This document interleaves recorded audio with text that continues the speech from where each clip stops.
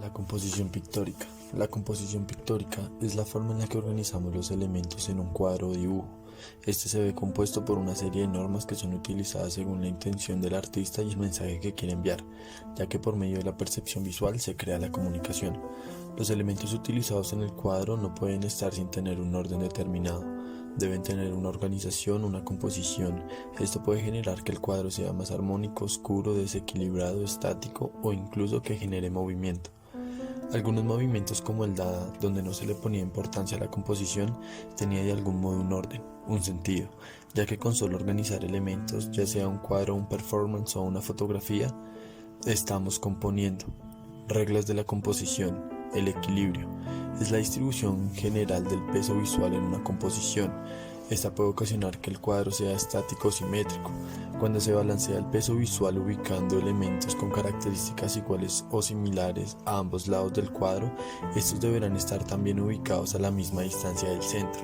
Con esto resulta una composición que transmite estabilidad. Esto puede llevar a que sea dinámico o asimétrico. Se balancea el peso visual jugando con diferentes factores que afectan a los elementos, que lo componen: tamaño, color, forma o su posición. Por ejemplo, podemos tener dos elementos de diferentes tamaños que queden compensados por los colores.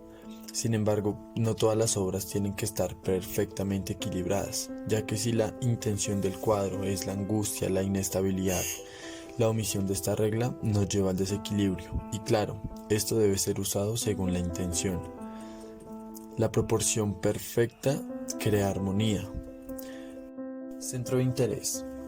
Es por donde el espectador entra al cuadro, por donde entra a hacer el recorrido de la obra. Este da una guía, lleva la premisa del mensaje que a medida que va recorriendo el cuadro llega a la intención. Y este está con contrastes de valor, color, textura y tamaño para llamar la atención. Cuando aislamos un tema o un elemento, este elemento naturalmente llama la atención y se convierte automáticamente en un punto focal. Movimiento. Puede referirse a la ilusión de movimiento real en un dibujo o pintura, o puede referirse al movimiento que toma el ojo de un espectador cuando observa una obra de arte. Como artistas podemos controlar el movimiento ocular de nuestros espectadores en función a cómo planteamos nuestra composición. Esto tiene un ritmo que se crea repitiendo elementos. Esto podría ser un patrón regular o irregular de formas repetidas, o podría ser una repetición de un tema específico. De cualquier manera, los elementos repetidos producen un ritmo o una armonía si el estilo y el uso de los medios se utilizan de manera consciente en un trabajo y el trabajo se siente completo y terminado. Generalmente podemos decir que el trabajo está unificado. La unidad también se puede crear en una obra a través de la simplificación. Para buena parte de los pintores de la vanguardia, Cézanne sería el padre de la modernidad. Picasso escribió: «Era mi solo y único maestro. No creáis que me limitaba a ver sus cuadros. Pasé años estudiándolos. Cézanne era como un padre para todos nosotros». Paul Cézanne nació el 19 de enero de 1839 en Aix-en-Provence. Primogénito en una familia dedicada a la fabricación y exportación de sombreros, que más tarde se interesará por los negocios financieros. En abril de 1861, el joven Cézanne se traslada a París, se matricula en la Académie Suisse, donde conocerá a Armand Illaumin, Camille Pissarro, Pierre-Auguste Renoir y Claude Monet. Visitará con frecuencia el Museo del Louvre, donde admirará la obra de los maestros clásicos. Pero el suspenso en el examen de ingreso de la Escuela de Bellas Artes supone un fuerte golpe para su autoestima, decidiendo regresar a Aix y trabajar en el banco de su padre, sin renunciar a acudir a la Escuela Municipal de Dibujo. En enero de 1862, decide abandonar el trabajo en el banco para instalarse en su finca de Jas-de-Buffon y dedicarse a la pintura. Paul regresa a París en noviembre de 1862. De nuevo acude a la Académie Suisse, dedicándose al estudio de desnudos sin la guía de un profesor. En el verano de 1864, regresa a Aix, iniciando una etapa en la que viaja entre su ciudad natal y la capital, trabajando en una serie de obras caracterizadas por la violencia y el erotismo, obras que serán enviadas al salón oficial, obteniendo siempre el rechazo por parte del jurado. En 1866 realizaba sus primeros intentos de pintura al aire libre en la localidad de Bennecourt, a orillas del Sena, donde había acudido junto a sus amigos Zola y Bayle. El estallido de la guerra franco-prusiana en julio de 1870 llevará a Cézanne a instalarse en L'Étang, un pueblo costero cercano a Marsella, en compañía de su compañera Hortense Fiquet. En estos meses de L'Étang se interesa especialmente por el paisaje, abandonando su estilo romántico, para ofrecernos una nueva visión de la pintura. En el verano de 1872, los Cézanne se trasladan a Portuans, localidad cercana a París, a orillas del Oise, invitados por Camille Pissarro. En esta etapa se producirá un significativo cambio en el estilo de Cézanne, ya que empezará a pintar al aire libre y empleará una paleta y una pincelada vinculada al impresionismo. Los jóvenes artistas deseaban mostrar sus obras en público y por ello no dejaban su intento de ser admitidos en el salón. Sin embargo, tanto rechazo llevó a considerar el montaje de una exposición propia como mejor solución. Tras numerosos esfuerzos entre abril y mayo de 1874, se desarrolla la primera exposición conjunta de los jóvenes creadores. Desde ese momento, estos artistas preocupados por la luz y el color se denominarán impresionistas. Si bien en la segunda exposición impresionista, la celebrada en 1876, Cézanne declinó participar, sí lo hace en el siguiente año, aportando 16 lienzos. El público se acerba con las obras de Cézanne y la crítica no le concede ningún respiro, llegando incluso a recibir insultos. Esta delicada situación supondrá el rechazo del mundo cultural parisino por parte del maestro y su paulatino alejamiento del estilo impresionista, para comenzar un camino de búsqueda personal entrando en el neoimpresionismo. En la década de 1880 se manifiesta con más fuerza el alejamiento de Cézanne del mundo artístico de París y su refugio en la pintura. Visitará diferentes lugares y experimentará una nueva forma de trabajar basada en la observación de la naturaleza, intentando recuperar la forma y el volumen a través del color. Intentará estructurar la realidad que lo rodea, tendiendo a geometrizar la naturaleza, incluso captar a los objetos desde puntos de vista diferentes, para romper con las leyes tradicionales de la perspectiva. Para realizar sus obras tardará mucho tiempo, en ocasiones 4 o 5 años, incluso algunos lienzos no los llegará a acabar. En 1887 se instala en Aix y pinta al aire libre, realizando un buen número de paisajes de los alrededores. Este retraimiento le llevará a desarrollar su máxima capacidad creativa, empezando a trabajar en la serie de los jugadores de cartas y continuando con sus naturalezas muertas, intentando transmitir la estructura de los objetos que aparecen en sus composiciones, expresando su esencia y captando la verdad fundamental de la naturaleza. El 25 de octubre de 1897 fallece su madre. Su aislamiento se acentúa volcándose en los paisajes de l'Éternollet, la cantera de David de Moix, el Chanton Noir o la montaña de Saint-Pitouar. La muerte de la madre supone un duro golpe para el maestro, que no se recupera de la venta en 1899 de Jazz de Buffon, refugiándose durante 5 años en Aix. La salud de Cézanne empeora con el paso de los años. La diabetes, cuyos primeros síntomas se habían manifestado en 1890, se convierte en aguda y su carácter ya de por sí irritable se hace ahora intratable.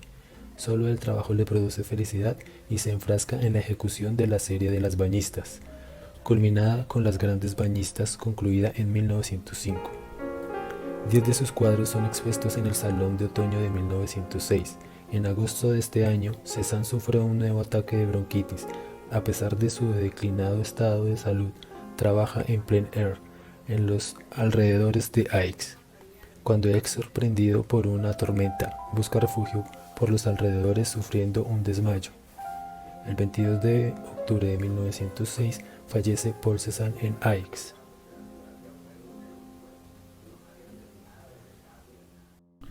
Los cuadros de Cézanne son considerados iniciadores en el arte pictórico moderno, buscando simplificar las formas y experimentar con la percepción del espacio. Sus obras exhiben formas y colores impensables para su época. David Hockney, al referirse a Cézanne, dijo: el primero de los artistas que pintó utilizando ambos ojos. En enero del 2012 se esperaba en Londres los Juegos Olímpicos. Para la ocasión solicitaron a Hockney una exposición la cual protagonizaban colinas, campos, árboles y senderos del paisaje de Yorkshire, Inglaterra. Con más de 70 años, volvió a centrar su atención en el paisaje británico, después de regresar de Hollywood, donde vivió por más de 30 años. En aquellas pinturas, las formas y colores eran fascinantes: senderos púrpura, los troncos naranjas, y las hojas asemejaban lágrimas en Technicolor. 100 años atrás, lo que había hecho Cézanne. Resulta evidente la influencia del maestro de Aix en Hockney. Al igual que Monet en Giverny, Van Gogh en Arles, Cézanne quedó cautivado por el paisaje de Aix, asimismo como Hockney en Yorkshire. Estos estudiaban la luz, la naturaleza y el color para entender lo que se ve y lo que se siente.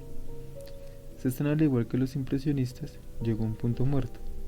Seurat buscó un arte basado en la disciplina. Van Gogh y Gauguin se dedicaron a buscar la realidad subjetiva. Cézanne pensaba que el impresionismo no era suficientemente objetivo y que los impresionistas carecían de rigor en el momento y en la búsqueda del realismo. Pensaba que todos los pintores debían consagrarse en cuerpo y alma al estudio de la naturaleza. Fuera cual fuera la pregunta, la naturaleza tenía la respuesta.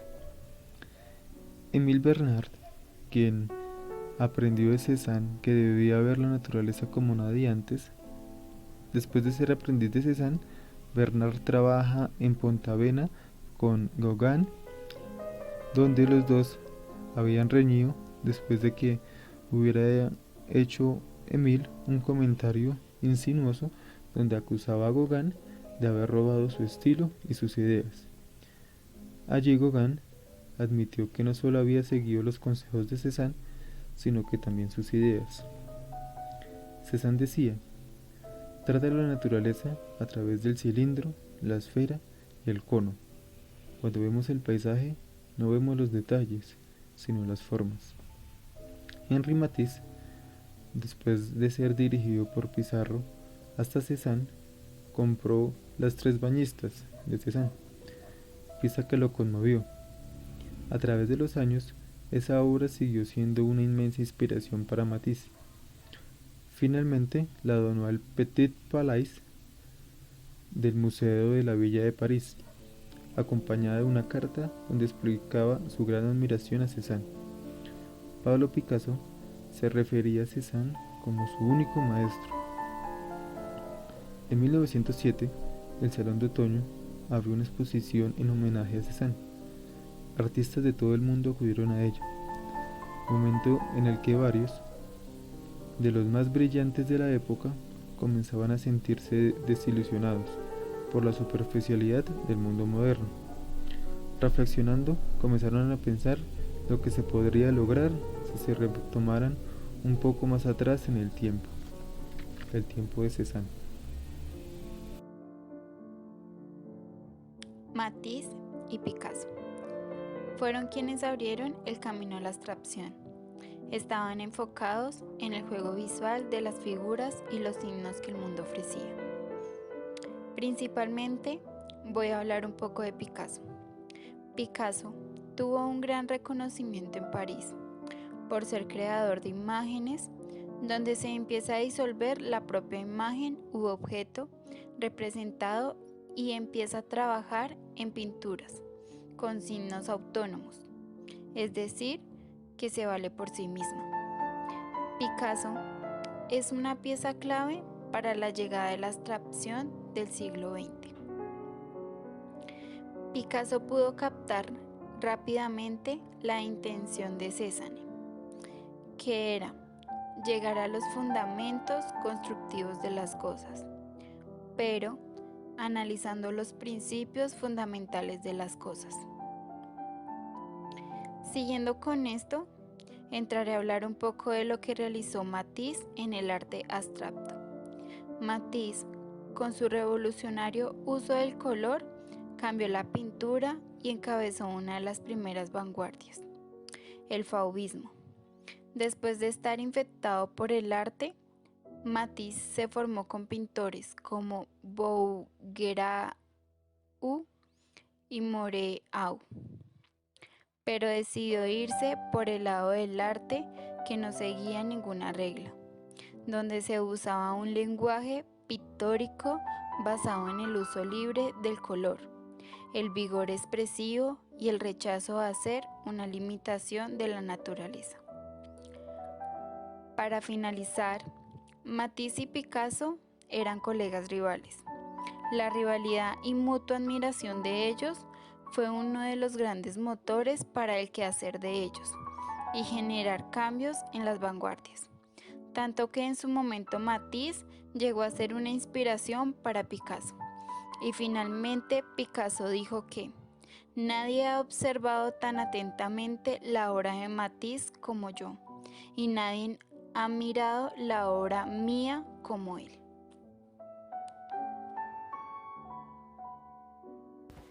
El arte abstracto o abstracción es un movimiento artístico que se desarrolla en el siglo XX. Estas son construcciones pictóricas que representan una realidad figurativa, en las que se busca ir más allá de la realidad.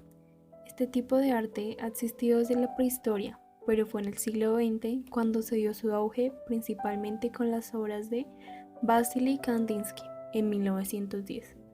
En ese momento se da cuenta que el objeto es lo que toma menos significado, desarrollando una teoría del arte en el que se buscaba plasmar las emociones, los conceptos y el inconsciente. En una famosa anécdota, Kandinsky contó cómo al regresar una noche a su estudio en Murnau, Alemania, no reconoció la tenue luz en una de sus pinturas, puesta al revés, descubriendo el potencial expresivo de las formas abstractas a través de esta experiencia. Cabe recalcar que a pesar de que Kandinsky, junto a sus obras, estuvo en el auge de este movimiento, no hubo un solo padre de la abstracción. Al contrario, hubo varios representantes, como Robert Delaunay y Sonia Terk en París, Piet Mondrian en Amersfoort, Kazimir Malevich en San Petersburgo y Vasily Kandinsky en Moscú. Pero se dio en 1912 y 1913 el verdadero reconocimiento y la importancia de este movimiento, siendo este primordial para las artes de una gran cantidad de culturas. La abstracción fue internacional, siendo Rusia un país importante en este auge del movimiento. Más adelante, la abstracción se empezó a alejar de una relación mimética o de imitación con el mundo. No adoptó necesariamente la naturaleza arbitraria del signo visual, tal como lo exploró el collage y la construcción cubista. Para el arte abstracto, esta arbitrariedad era preocupante en dos aspectos. En primer lugar, el sentido decorativo, el cual podría dificultar en vez de lograr el efecto trascendental del arte. Y en segundo lugar, en la carencia de sentido, ya que se decía que el arte abstracto no tenía ningún sentido ni ningún trasfondo. Esta afirmación era negada por sus principales representantes, ya que trataban temas trascendentales de profundo sentido en cada una de sus obras. Estos artistas abstractos decidieron no dejar los aspectos mundanos de lado. Al contrario, se inspiraron de conceptos trascendentales como los sentimientos, el espíritu o la pureza, siendo una necesidad interna como lo mencionaba Kandinsky. Además se trazaron analogías con otras artes, especialmente con la música, en especial la barroca, la clásica, tardorromántica y moderna. Este arte influyó en su énfasis en el tono del color, el ritmo lineal y la inmediatez del sentimiento. Algunas características del arte abstracto son: primero, El uso de las formas esenciales del lenguaje plástico, como lo son figuras, las líneas, los colores como medio de expresión. Segundo, los artistas buscan implementar un lenguaje autónomo, creativo y original en cada una de sus obras. Tercero, independencia de la realidad. Esto quiere decir mostrar lo que no se puede ver a través de los sentidos, alejándose del aspecto externo de la realidad. Cuarto, los artistas abstractos durante las fases del proceso creativo le daban más peso al proceso creativo que a la búsqueda de la idea y el resultado. Y quinto, el gesto del artista. ¿Cómo se sentía al momento de hacer la obra y cuál fue su método en esto, ya que es lo más expresivo en cada una de estas obras?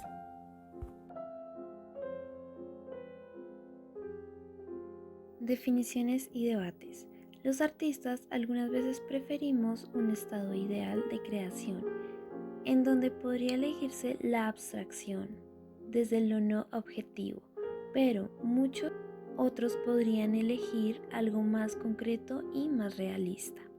Algunos artistas tenían influencias filosóficas y espiritualistas. Pongo de ejemplo a Malevich.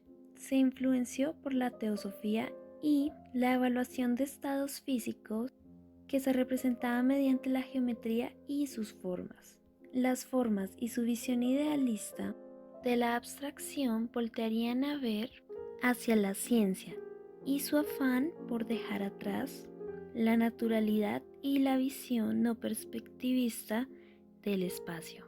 Otras artes como la música se vieron involucradas en la abstracción desde sus inicios, con muchísimas preguntas que se inclinaban hacia las artes y su vinculación por parte de estas composiciones abstractas. La música del barroco y la música clásica hasta la música moderna les agradaba agregarle colores basados en las piezas musicales, con el fin de que el arte actuara sobre el alma. El arte se limita ante la característica moderna y el arte pictórico. También, y a su vez, el cubismo precedió el arte abstracto, pero este no aceptaba las consecuencias de su propio descubrimiento. Una herramienta que es la cuadrícula ayudó mucho con la coordinación lineal bajo los colores prismáticos vistos desde la luz. Y esta cuadrícula superó las facetas del cubismo. Y el cubismo a su vez fue un requisito para ser parte de él, como sus seguidores. Es decir, ellos necesitaban pasar por este arte antes de entrar al mundo de la abstracción. Mondrian se basaba en líneas verticales y horizontales. Delaunay se basaba en el color, como la luz, y Malevich se basaba en geometrías monocromáticas. Y como sabemos, se basó en sus creencias filosóficas bajo la teosofía. A Delaunay y Malevich les preguntaban las realidades pictóricas, el color como profundidad simultánea, además de los contrastes del mismo, y la simultaneidad trascendental de las artes visuales en contraposición de las artes verbales. Delaunay y su texto titulado La luz, que representaba una serie de ecuaciones entre el color, la luz, el ojo y el cerebro, entraban en el alma. Él decía que la pintura era una ventana de todas las transparencias, pero Delaunay rechazaba al mismo tiempo este concepto antiguo. Por el contrario, creía que la realidad de una visión en la abstracción.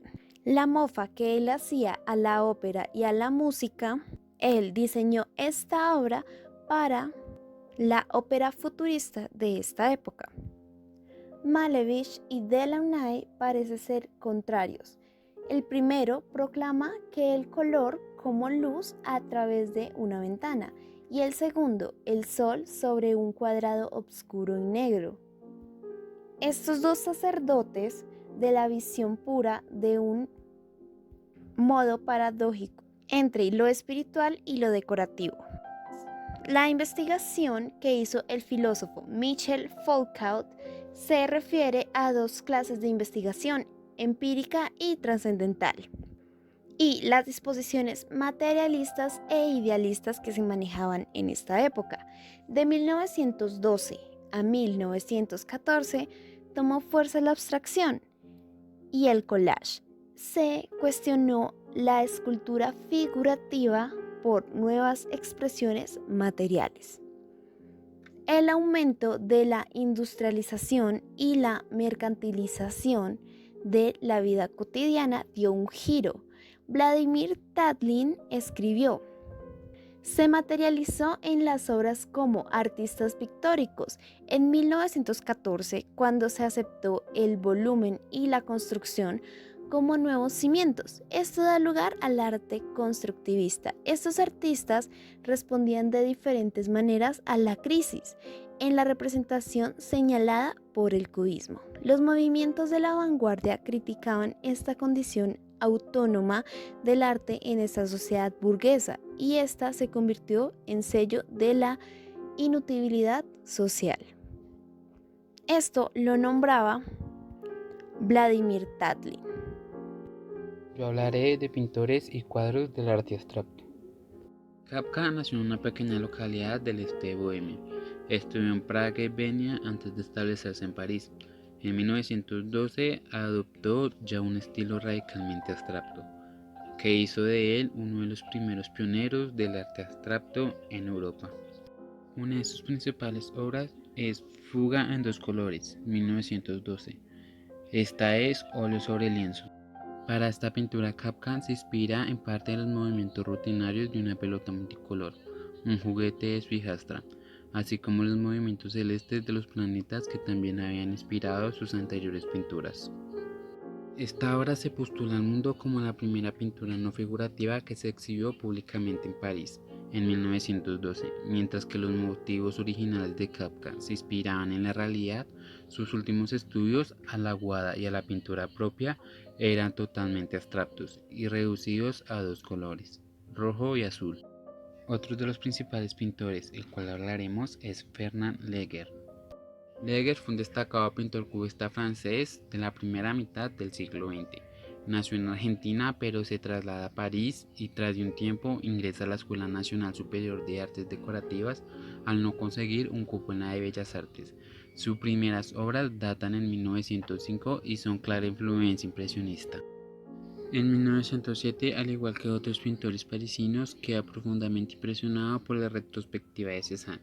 En este mismo año entra en contacto con el primer cubismo de Picasso y Braque. Desde los primeros momentos, el cubismo de Léger se orienta hacia el desarrollo de la iconografía de la máquina. Una de sus principales obras es Contraste de formas, 1913. Esta es óleo sobre lienzo. En esta pintura vemos una simbiosis entre formas humanas y mecánicas, que se vuelven abstractas como para seguir las especificaciones geométricas del lienzo. De hecho, al terminar la década, Léger concebiría la pintura en analogía con la máquina, donde se acerca a la idea de Delaunay sobre el contraste de color, aunque manteniendo la marcada tridimensional de sus primeros trabajos. Asimismo, hablaremos de Robert Delaunay. Este nació en París, donde su familia tenía una buena posición económica, lo que le permitió dedicarse al mundo del arte. Una de sus principales obras es Primer disque simultaneo o El primer disco. Esta es óleo sobre lienzo. Delaunay hizo en disco la más pura de las abstracciones de esta época, una pintura circular de 7 franjas concéntricas de colores sólidos divididas en cuadrantes, con los primarios y complementarios más intensos más cerca del centro, aunque desechado a veces como manera de demostración de la teoría del color. En realidad, esta es una tabla de color. Yo hablaré sobre algunos puntos en contra que se han discutido sobre el arte abstracto. Pues bien, la esencia en el arte abstracto es tanto el color como la forma.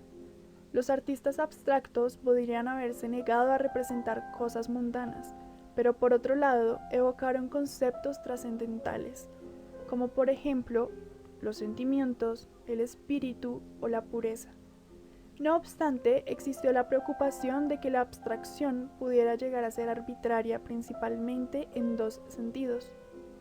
El primero de ellos es el hecho de que su función fuera meramente decorativa. En una conferencia presentada en Colonia en 1914, Kandinsky mencionó que la abstracción ornamental podría llegar a dificultar el efecto necesario del arte, en lugar de producirlo.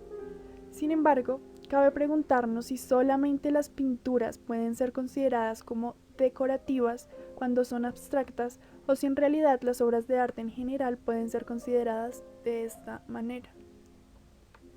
En segundo lugar, se pensaba que la pintura abstracta podría ser carente de sentido, y frente a esta acusación, sus defensores sobrecompensaron con afirmaciones de significados absolutos. Por ejemplo, Kandinsky definía el arte abstracto como trascendental, Malevich como revelador y Mondrian como utópico. Cuando el arte abstracto no se definía en términos tan rebuscados, era enmarcado a menudo de manera negativa. Se suele considerar también que en el arte abstracto no se requiere de una técnica, pero esto no es realmente así, ya que la preparación de los lienzos, las dimensiones y la pintura son bastante importantes. Aunque el arte abstracto abre una gran cantidad de posibilidades en el arte, tanto autónomas como autodeterminadas, también perdió varias de ellas, ya que por ejemplo no hay una cualidad simbólica como la que tenía el arte clásico. Puede que lo cierto sea que una obra dirá tanto como su espectador esté dispuesto a escuchar.